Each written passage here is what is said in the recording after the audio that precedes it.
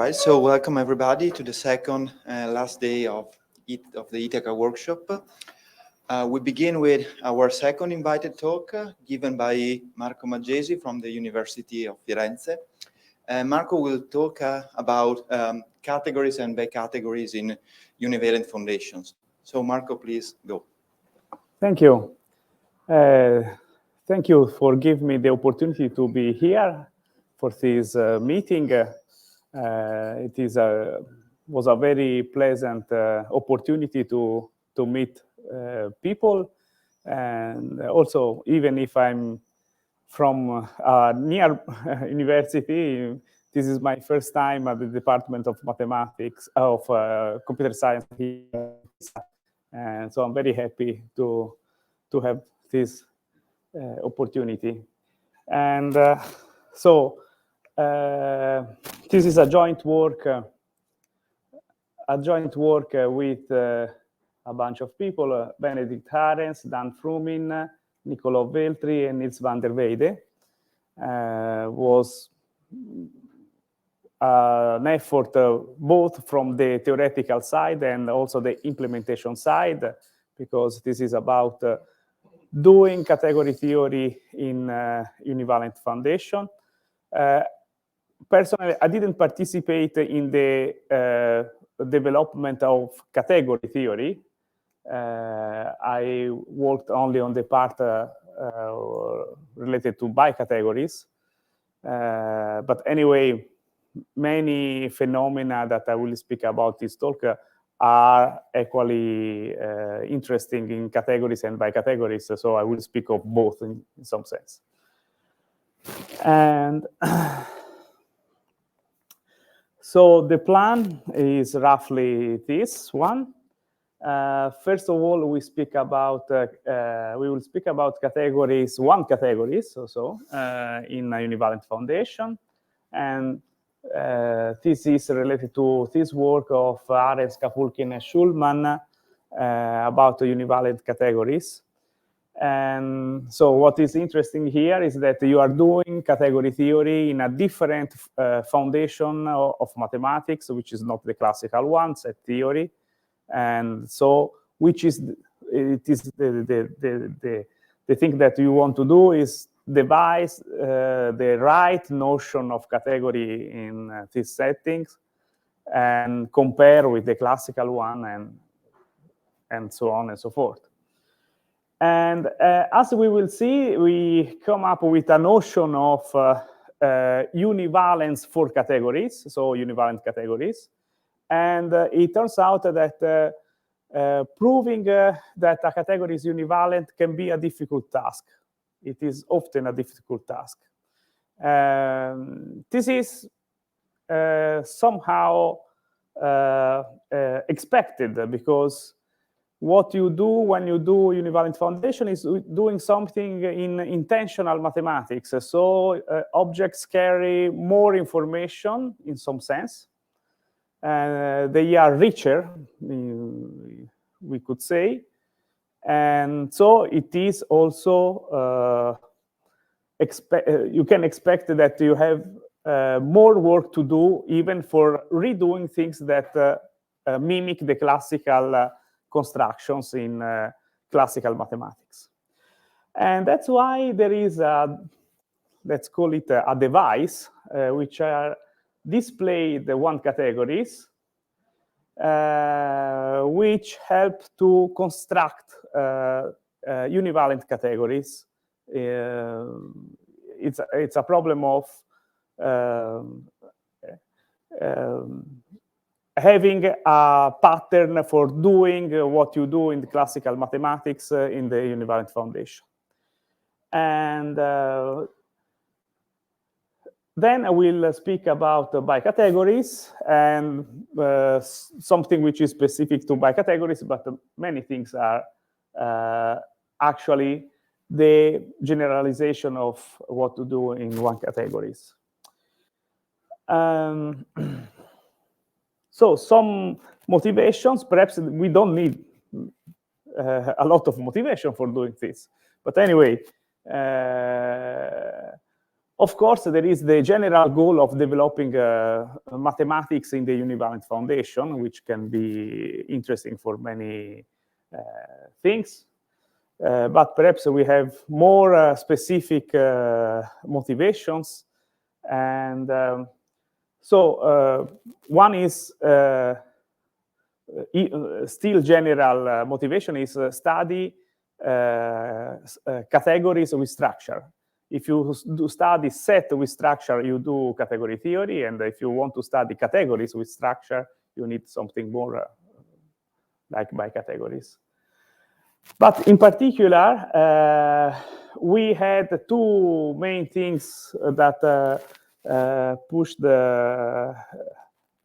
us to start this work, which is about doing initial semantics.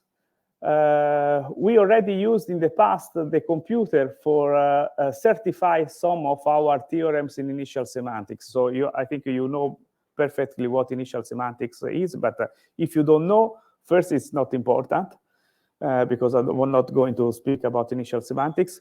And second one is simply the fact that if you want to speak about abstract syntax, usually you come up with some kind of notion of initial object in a category, and this is a very general framework.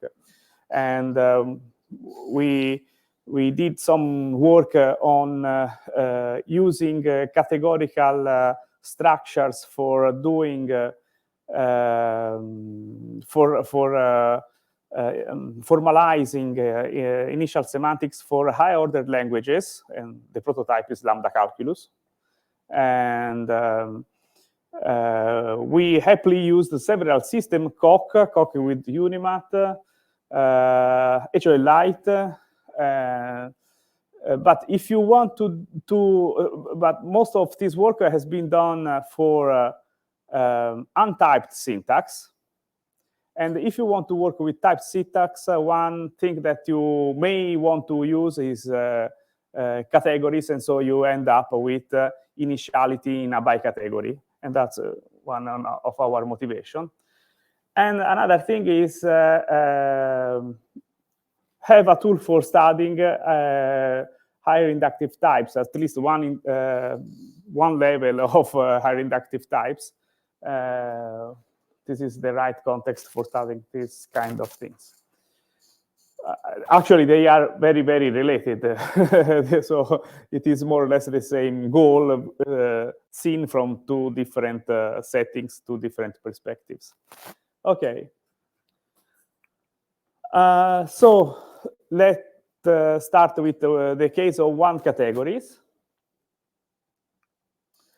And let me review some general things that have been done in the context of formalizing categories to the computer, and in particular, formalizing categories in dependent type theory, which is the point of this slide in some sense.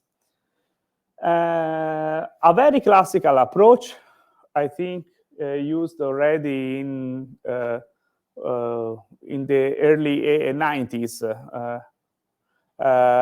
is about using setoids. So the idea is that you have a type C0, which is the type of objects, and a family C1 for arrows. So it is a dependent type, but this dependent type gives you setoids. So a setoid is just a type together with an equivalent relation. And the idea is that you explicitly give a way to compare arrows. And of course, you have the identities in each arrow space. And when you do the composition is something like this. So you take an arrow from A to B and an arrow from B to C, and you get an arrow from A to C. So nothing special here, but you see, I don't use the arrow of the types. I use this constant map because when you build something like this you have to specify that the composition is compatible with the equivalence relation that you give. So this is the notion of arrow type, but equivalent with the setoid structure. And then you have to specify the category laws up to the setoid relation. And when you do this at all levels, so you do this for functors, natural transformations, and so on and so forth, you end up in what people sometimes call setoid hell. The setoid hell is that you have setoids everywhere, and everything is hard to say in a concise way, etc. Can be a problem that can be solved, for instance, with some engineering or with a specific theory for this, in some sense. So it's not something inherently wrong, but so has problems anyway. So another approach is to use plain types, but add some kind of axioms for not having this kind of problem. So you still have a type for objects. Now you have a type family for arrows, and this is a nice type family as in the usual sense. You have the identity. The composition now is done by arrows between types, and this is nice. And you specify the category laws.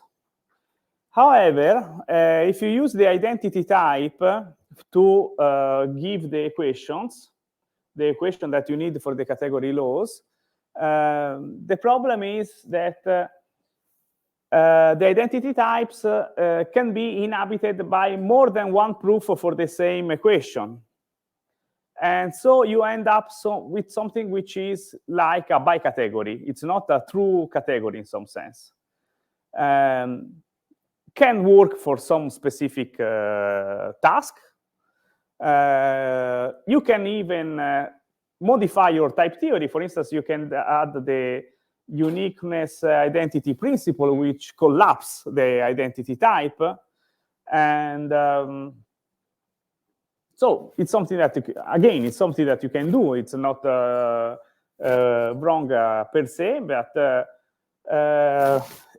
if you have another philosophical picture in mind, what you notice that this is trivialize the homotopic interpretation of the identity types, and this is something that you don't want to do.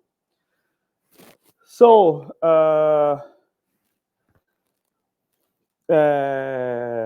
let's start to speak about the definition that we use in UniMath Foundation now. And probably you know what the univalent axiom and all that is, but let me recap very briefly. So the idea is that the inhabitants of the identity type A equal to B are what we call paths, which is just a metaphor. The name path comes just from a metaphor that comes from topology and homotopy theory, and which encode an information that we understand as how we can deform, if you want to speak in topological term, or how we can transform A into B. And if you accept this idea, you think that what you have in this type, it's not something that you want to collapse, it's something which is precious in the spirit of the intentional mathematics, and something that you want to carry on, have and manipulate and exploit in some sense. So the univalence axiom can be stated in this way. you have two notions of sameness in some sense for types, and you have the identity of types in the sense of the identity type, in the identity type on the universe, and you have equivalence of type, which intuitively is just bijection. If you collapse in set theory, it's just bijection. And so obviously you have a map ID to AQV, which goes from A to B equal to B to A equivalent to B. And the univalence axioms say that this map is actually an equivalence. So you cannot distinguish types which are equivalent in logic.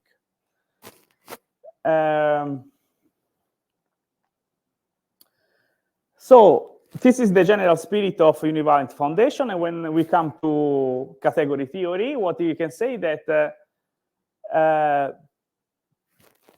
in category theory, you have the same problem. You have two notions of sameness. One is the identity, the other is isomorphism of the category. And if you use a traditional foundation, these two notions are different. Okay?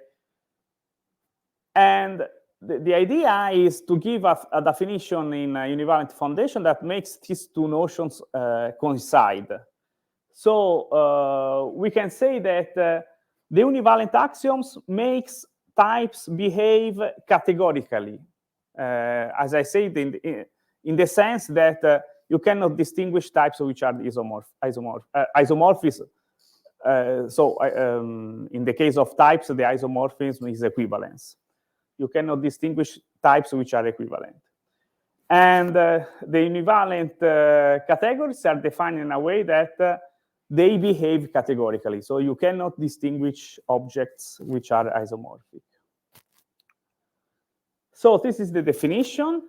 And you have C0, which is the type of object, as before. Here you have a family of sets in the homotopical sense, which means that you assume that the identity type on arrows is a proposition.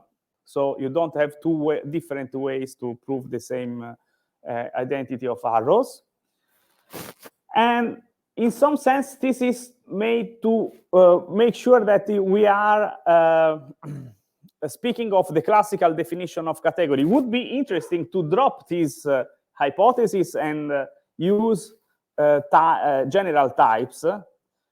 However, you end up with a much more richer and difficult theory. So this is the way to recover exactly the theory you had before. It's something that you can drop, but it makes sense to drop, but gives a goal which is much more difficult. And then you have the identities of the category and the composition of the category as before. And you have the usual category laws and the univalent condition. So the univalent condition is similar to the univalent axiom, but stated in the language of the category. So you have an obvious map ID to ISO that, given the equality of two objects, gives an isomorphism of the two objects. And we say that the category is univalent if this ID to ISO map is an equivalence. And what I said should make you believe that this is a natural definition, but anyway, we have some theoretical results which says that this corresponds to the, in some precise way, to the classical notion of category theory in set theory. for instance, you can reason like this. You think homotopy type theory like the internal language of some kind of higher topos, and you have for this tuple you have some several models today. One classical model is the simplicial model of Voevodsky, and in this model you see that univalent categories correspond to truncated complete Segal space, which are equivalent to set theoretic categories. So in this sense, this theory is speaking, even with another language, exactly of category theory. Okay, so as I said, there is a problem, which is the fact that when you want to prove that a category is univalent, it can be a hard task in general. And as we saw in the previous slide, the proving univalence is more or less, in very roughly speaking, is about finding an inverse of a map in some sense. And so I would like to use this analogy. Say you have a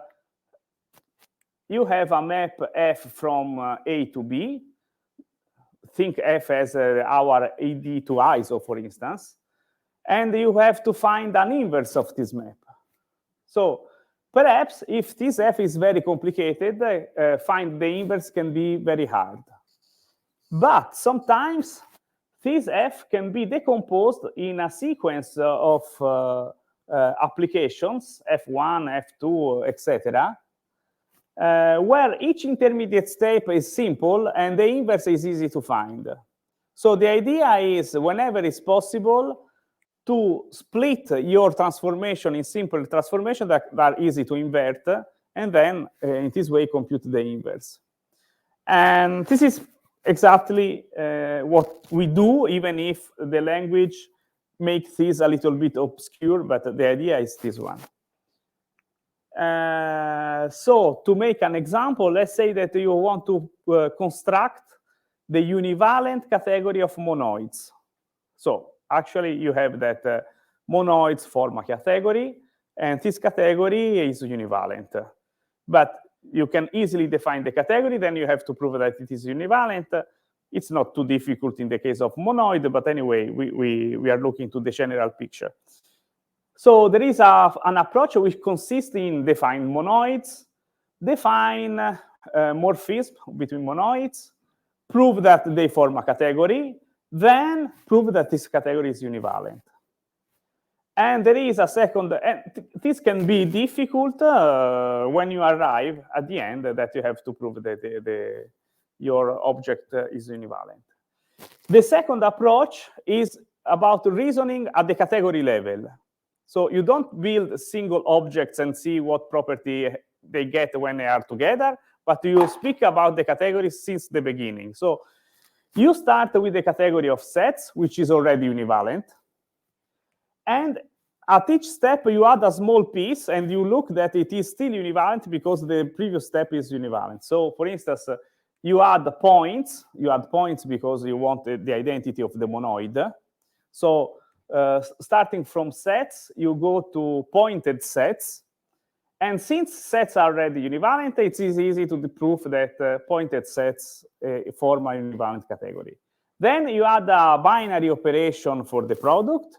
And again, you see that this new layer doesn't change the property of being univalent. And then you take, at the end, the subcategory of monoids. And again, since you take a subcategory of a univalent category, it is easy to prove that it's univalent. So there is, this is a smooth path that gives you the object that you want. Okay. The problem is, how do we make this stratification? So which is the tool that allows us to build categories with strata and prove that they have the right property at the end. This is the notion of displayed categories. So displayed categories, the idea is that they are like, it is the same information as a functor in some sense. So a displayed category D over a category C is the same thing as a functor D prime arrow C. So the displayed category is the same as the pair D prime P, but this information is organized in a different way.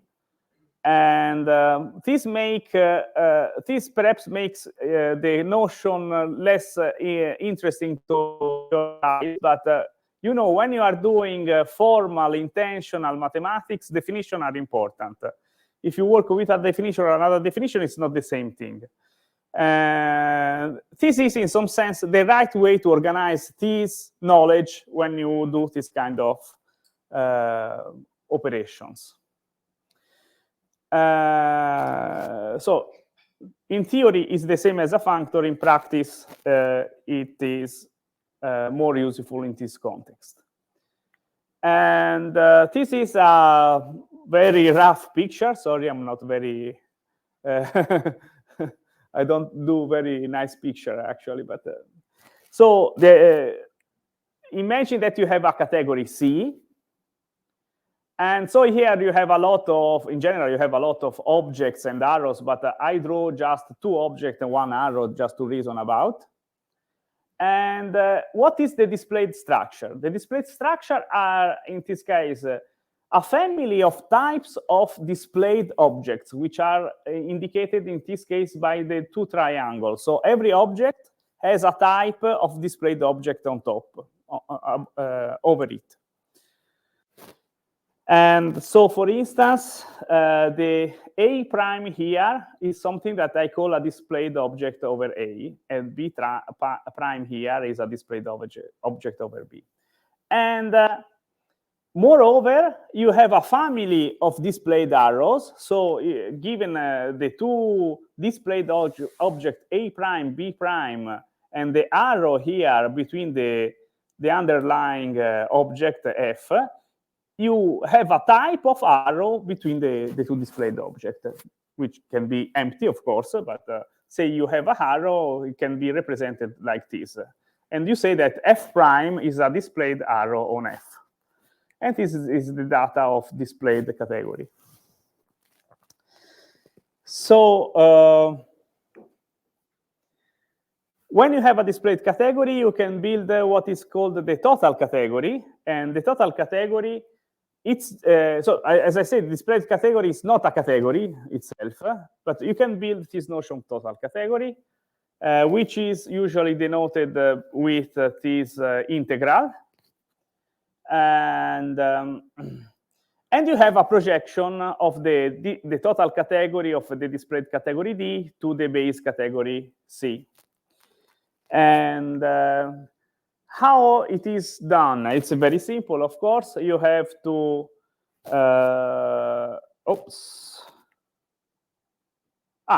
sorry, I forgot to say something. Of course, even on the displayed category, you have laws. You have the displayed laws of the category. So you have associativity between you have the structure of composition and identity on the displayed objects. And you have the laws of associativity, left and right identities, that you have to impose on this structure, of course. And if you do that,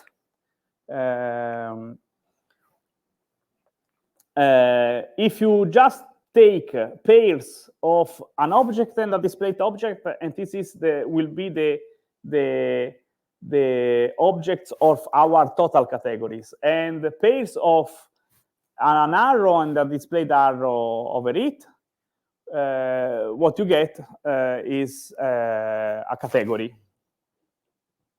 And the nice thing is that there is a very natural condition on the displayed category, which says when the total category is univalent. So this splits nicely the problem of univalence. You have a category, a base category C, which is univalent. You have a displayed category, which is displayed univalent. And when you take the total category, you are integrating somehow the structure, and it is univalent. So this is what we do, for instance, in the example of monoids, but more or less the same thing is what you do in the case of other structure, like if you take groups, you can build the displayed category for groups over monoids, and in this way you can prove that the category of groups, you can build the category of groups and have almost automatically univalent. So it is a mechanism that we use everywhere. Okay, so let's speak about bicategories. We have this work that describes, which is both the theoretical foundation, but at the same time gives the pointers to our implementation of bicategories in Coq UniMath. So in the paper, we made a huge effort to make this usable for documenting the library. And each definition or theorem has this kind of links. If you click on the links, you go to a website where you have the code, the corresponding code. And so the first difficulty we had about bicategories, how to define bicategories, because a very simple and principled way to define bicategories is saying that bicategories are one category is weakly enriched on categories, and this is a very nice and conceptual way to give the notion. And can I click on the link? If you go to the NLab site and you see the definition, I hope to be able to go back to the slides. Okay, the structure of the page in the NLab site. They have a very concise idea, which says what I said, that they are weak to categories. It is a notion of weak to category. And here you have the description, the definition of bicategory. You say you have objects. For every pair of objects, you have a morphism. You have a space of morphisms, which is a category. And at some point here, it gives you what we call the unfolded definition of bicategory. The unfolded definition of bicategory is when you do the definition of bicategory without relying on the language of one categories. In some sense, you do the definition from scratch. And you see, it is something that if you want to be able to prove things in bicategories, you have to do once in your life, because you have to work with the explicit things that you have in the explicit structure that you have in your object. So here in this page, you see there is the structure. So you have a collection of objects. You have a collection of arrows, which is not a category for now. And you have composition, you have identity, and you have two arrows, of course, 0 cell, 1 cell, and 2 cells. And here you have the structure, the operation that you have. So the existence of identity for 1 cells, and decomposition for 1 cells, and the identity for two cells, etc., etc. You have those notions that you know, like associate or unit or etc. And then you have the properties. So here is the structure, and here is the laws. You have to give all kind of laws, including the famous laws like the pentagon, etc., and many other which are just the naturality of the construction we are using. So we realized that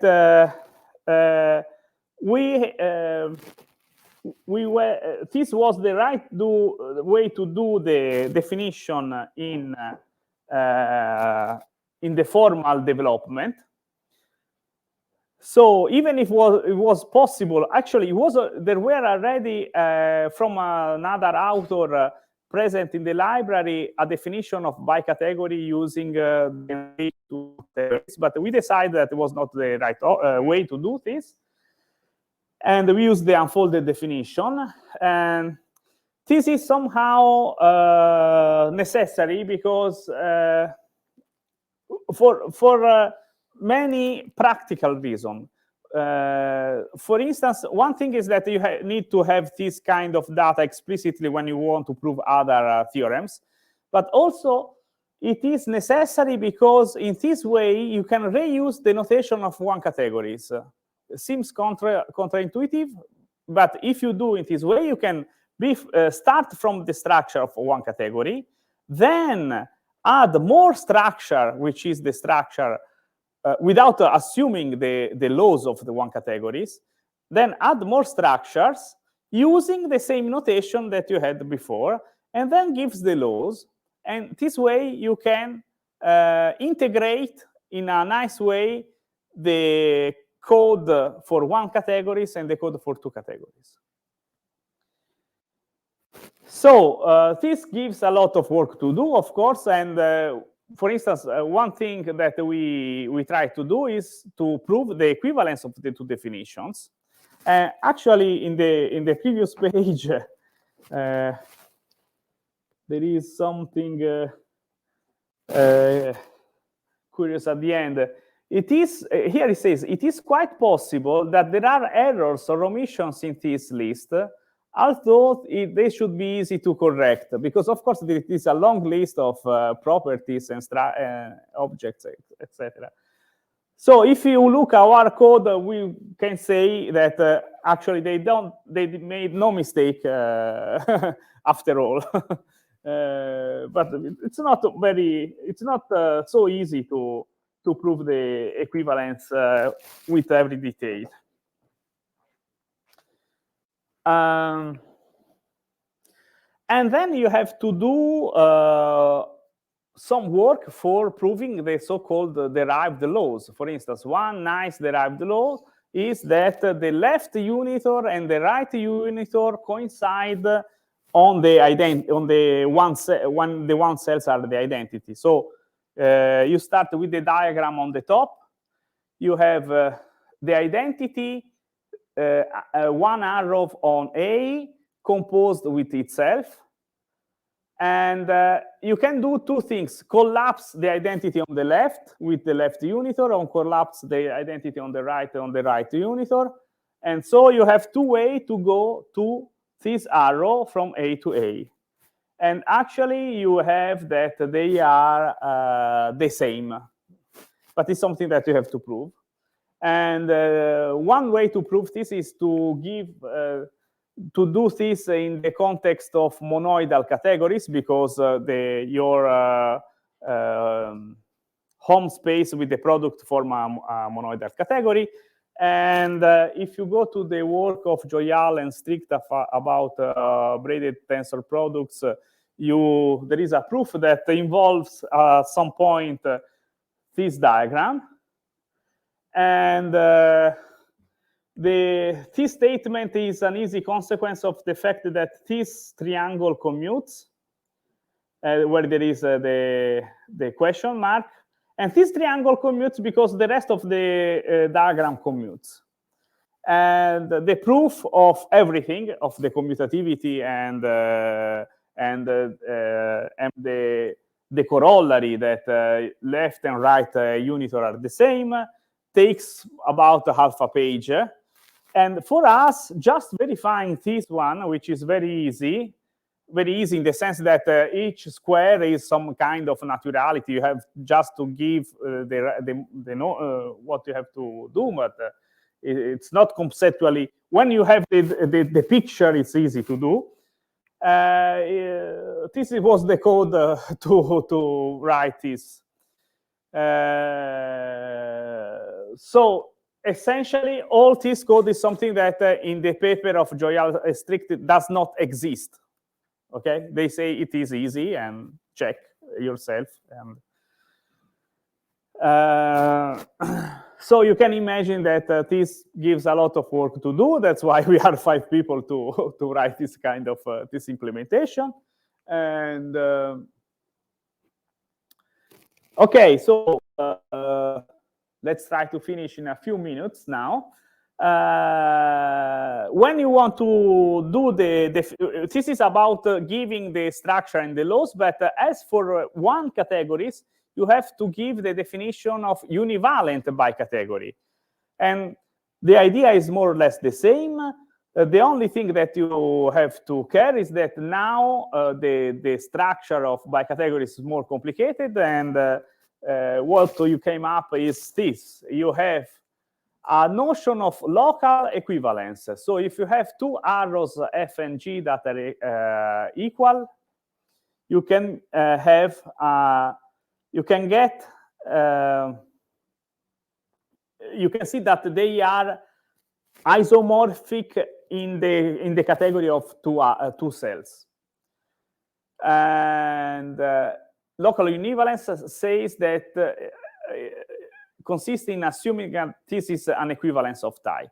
And you have a global equivalence, which says that if you have 2 objects which are equivalent, then you get an internal adjoint equivalent in the category. And what you impose, again, is that this arrow is an equivalence. And bicategory is univalent if it is both local and global univalent. This is the definition. So it is more complicated, but it essentially is the same thing as in one categories. So about application and future work, in our we try to experiment our framework in a number of situations. I'm going to give some examples. So one example is the classical construction. So things that are very easy in some sense, the opposite category, the full subcategory, or the strict 2 categories. So when the laws of bicategories works strictly. So when the associator and the left and right unitor are equalities. And of course, the univalent bicategory of a univalent one category. And this is a kind of first check that your framework is consistent. And then some more complicated and more interesting examples is doing, for instance, the univalent bicategory of one types and the univalent bicategory of groupoids, and find the B equivalence between the two. I didn't give the definition of B equivalence, but it is the right notion for identifying bicategories. So you know what it is. And this already can give some results in the study of the semantic of higher inductive types. And of course, we have a notion of displayed bicategories, and we use displayed bicategories to build interesting univalent bicategories. And for instance, we have the category of pseudo-functors, pseudo-transformation and modifications. And this was a very hard work, because again, to give you don't give the definition of pseudo-functor. You give the definition of the category that has as morphism pseudo-functors. So you have to build from scratch one object that, which is a category, that layer by layer gives the structure of pseudo-functor, pseudo-transformations, and so on. And starting from the univalent category of categories. So it is a little bit hard to see at which level you are and how to write all this, but it's just bookkeeping. The proof that it is univalent at the end is nothing at all. And we have the univalent by category of algebras of a signature, so already something about initial semantics. And as I say, the other kind of B equivalence, for instance, the univalent category of formal monads and the univalent category of Cleasley triples. And finally, some other things related to the study of abstract languages, like a category with families. And example like that. And also, there is the problem of saying when, if a category is univalent, what it's not univalent, what you can do. The problem is completely solved in the one category case. There is a process which is called Ritz completion, that given a category gives you an univalent category which is equivalent to the first one. And we know that it is possible to do the same thing in bicategories, but it is very, very complicated. So for now, it's not finished. And but we have some steps, because the idea is that you use the Yoneda embedding. And so we formalized the Yoneda lemma for bicategories. And we proved that every locally univalent bicategory is weakly equivalent to a univalent one. So the step that is missing is when the category is not locally univalent.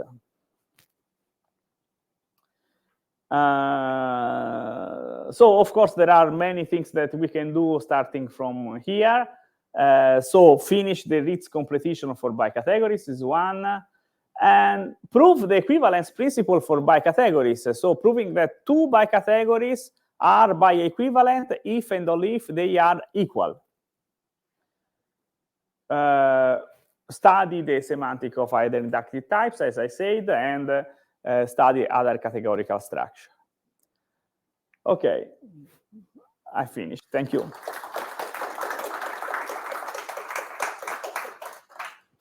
Okay, thank you, Marco. So, questions?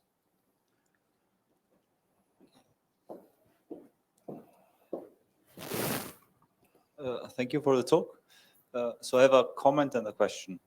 The comment is just to say that actually the notion of setoid is mostly used because it gives quotients available, which otherwise you need to add to the theory somehow. And the question is instead about the definition of univalent displayed category. So I guess that's saying that the base is univalent and that each fiber is not enough. No, no, it's we don't ask for the base to be univalent. Instead, we say that when the base is univalent, the displayed category is univalent, the total category is univalent. So there is a notion of displayed univalent by category or category, which does not involve the univalency in the base. And Is Is it just saying that each fiber is univalent, or you need something like? No. Is that you have an ID to ISO, a displayed version of the ID to ISO map, and you ask that this is invertible.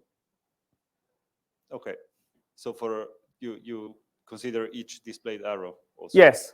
Okay, thank you. So there is a kind of systematic way of displaying constructions. Every construction and theorem can have a displayed version in some way. Other questions? If not, I have one. So at the beginning of the talk, you mentioned that one of the motivation behind all of that was the formalization of initial semantics, and you also mentioned the example of the lambda calculus. And then at the end of the talk, you said something about univalent bicategories of algebras for Can you tell me a bit more of how it works for the lambda calculus, for instance? So the difference is that here is the difference is that here we are speaking of a language which is not a high order like a lambda calculus. It can do things like groups or Okay. So can't you choose a suitable pre-sheaves like nominal set yes, or something for doing yes. high order things? So the idea is that you can do that, but this is something that you can already do in one categories. And the interesting thing is that for untyped languages, the interesting thing that you can be very a very principled approach to use the same technique, but with bicategories if you have if you want to study typed languages. Okay, but even for the untyped case, you can use a bicategory of relations, for instance, and yes, and of course. There are many things. You use initiality for syntax, and then you have relations for equivalencies, and then you can also use initiality for modeling initial equivalencies and this kind of yes, things. this is something that we didn't do, but yes, in principle. Okay, thank you. Other questions? Okay, if not, let us thank again Marco. Thank you. Okay, and our next speaker is